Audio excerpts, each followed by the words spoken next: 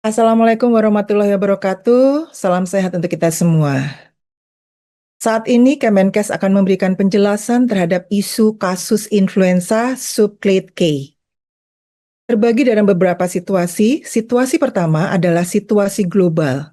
Di Amerika Serikat mulai terjadi peningkatan kasus influenza tipe A H3 sejak minggu ke-40 tahun 2025, yaitu bulan Oktober.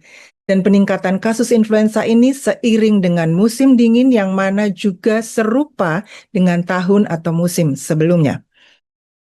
AH3N2 subclade K ini teridentifikasi oleh CDC di Amerika Serikat pada Agustus 2025.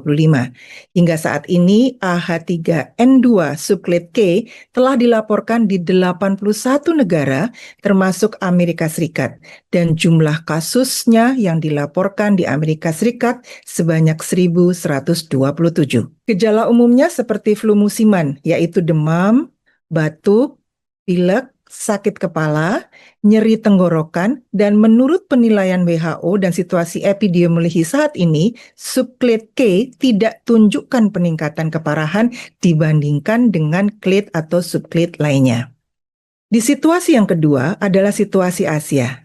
Di Asia, subclade K dilaporkan di beberapa negara seperti Cina, Korea, Jepang, Singapura, dan Thailand sejak minggu ke-30 tahun 2025, yaitu tepatnya di bulan Juli. Dan varian dominannya influenza AH3. Namun demikian, tren kasus influenza di negara tetangga tersebut cenderung menurun dalam 2 bulan terakhir. Situasi berikutnya, yang ketiga adalah situasi nasional Indonesia. Varian dominannya influenza AH3. Akan tetapi, tren kasus influenza di Indonesia juga menurun dalam 2 bulan terakhir. Dan setelah dilakukan WGS ini, yang selesai pada 25 Desember lalu, diketahui bahwa subclade K terdeteksi sejak Agustus 2025 dari laporan 88 sentinel Ilisari di seluruh Indonesia, yaitu di puskesmas, BKK, dan rumah sakit. Diperiksa di Labkesmas dan juga Lab Biokes, Tier 5 BSL3 hingga akhir Desember ini tercatat total ada 62 kasus di 8 provinsi. Terbanyaknya ada di Jawa Timur, Kalimantan Selatan, dan juga Jawa Barat.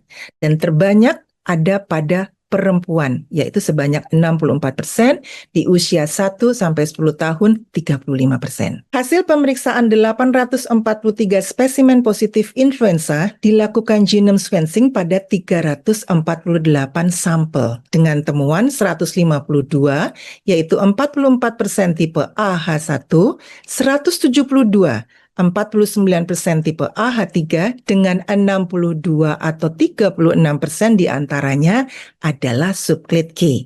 Dan sisanya 24 yaitu 7% adalah tipe B Victoria. Semuanya varian yang dikenal ini adalah bersirkulasi global dalam sistem surveillance WHO. Pemerintah terus melakukan surveillance dan pelaporan serta menyiapkan kebijakan dan upaya sesuai dengan situasi terkini. Imbauan yang dapat kami berikan adalah pertama, perkuat imunisasi tubuh dengan perilaku hidup bersih dan sehat, cuci tangan, istirahat cukup, dan juga makan bergizi. Kemudian lakukan vaksinasi influenza tahunan, terutama pada kelompok rentan, yaitu lansia, ibu hamil, dan komorbid. Vaksin influenza tetap efektif untuk mencegah sakit berat, rawat inap, dan juga kematian.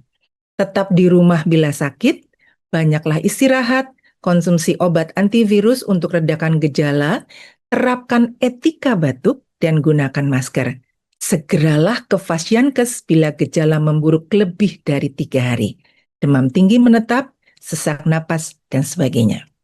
Mudah-mudahan ini semua bermanfaat. Terima kasih. Wassalamualaikum warahmatullahi wabarakatuh.